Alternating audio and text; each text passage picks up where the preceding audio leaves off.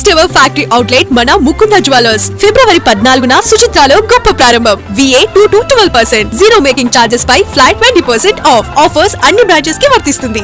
All India services అధికారుల విషయంలో కేంద్ర ప్రభుత్వం సీరియస్ గా వ్యవహరిస్తోంది. ముఖ్యంగా ఆంధ్రప్రదేశ్, తెలంగాణ రాష్ట్రాల్లో పనిచేస్తున్న కీలక అధికారులను వారి సొంత క్యాడర్లకు పంపించే దిశగా కేంద్రం అడుగులు వేస్తోంది. 4 నెలల క్రితం తెలంగాణలో పనిచేస్తున్న IAS అధికారులను ఆంధ్రప్రదేశ్కు పంపిన కేంద్ర ప్రభుత్వం తాజాగా మరో 3 ఆల్ ఇండియా సర్వీసెస్ అధికారులకు షాక్ ఇచ్చింది. అంజనీ కుమార్, అభిలాష్ బిస్తా, అభిషేక్ మహాంతీలను రిలీవ్ చేయాలని కేంద్ర ప్రభుత్వం తెలంగాణ ప్రభుత్వానికి ఆదేశించింది. డీజీ అంజనీ కుమార్ను వెంటనే రిలీవ్ చేయాలని కేంద్ర ప్రభుత్వం స్పష్టం చేసింది. తెలంగాణలో పనిచేస్తున్న 3 IPS అధికారులు ఆంధ్రప్రదేశ్లో శనివారం రిపోర్ట్ చేయాలని కేంద్రం తమ ఆదేశాల్లో స్పష్టంగా పేర్కొంది.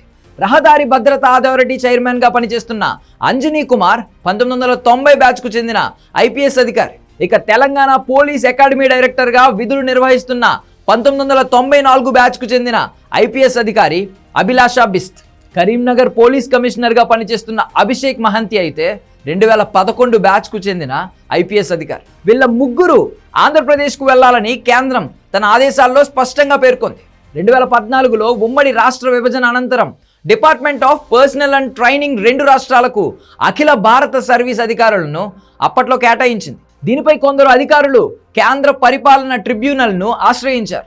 తరువాత DOPT హైకోర్టులో పిటిషన్ వేయడం వంటి పరిణామాలు చోటు చేసుకున్నాయి. చివరకు 2024లో నియమించిన ఖండేకర్ కమిటీ సిఫారసుల మేరకు ఇప్పుడు 3 IPSలను ఆంధ్రప్రదేశ్లో రిపోర్ట్ చేయాలని కేంద్ర ప్రభుత్వం ఆదేశాలు ఇచ్చింది. ఇటీవల అంజనీ కుమార్ ఆంధ్రప్రదేశ్ DGP అయ్యే అవకాశాలున్నాయి అనే ప్రచారం జరిగింది. ప్రస్తుతం ఉన్న IPS అధికారులలో ఆయన సీనియర్గా ఉన్నారు. ప్రస్తుత DGP కంటే ఆయనే సీనియర్. అయితే ఆయన తెలంగాణ ప్రభుత్వంలో పనిచేస్తున్న నేపథ్యంలో ఏపీ ప్రభుత్వం మరో IPSకు DGPగా బాధ్యతలు అప్పగించింది.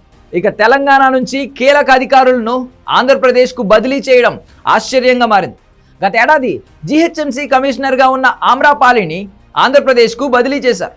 అప్పుడు ఆమె క్యాట్కు వెళ్ళినా ఫలితం లేకుండా పోయింది. ఆ తర్వాత కోర్టుకు కూడా వెళ్లారు ఆమ్రపాలి. కానీ కొన్ని పరిణామాలతో కోర్టు కూడా ఈ విషయంలో చేతులు ఎత్తేసింది.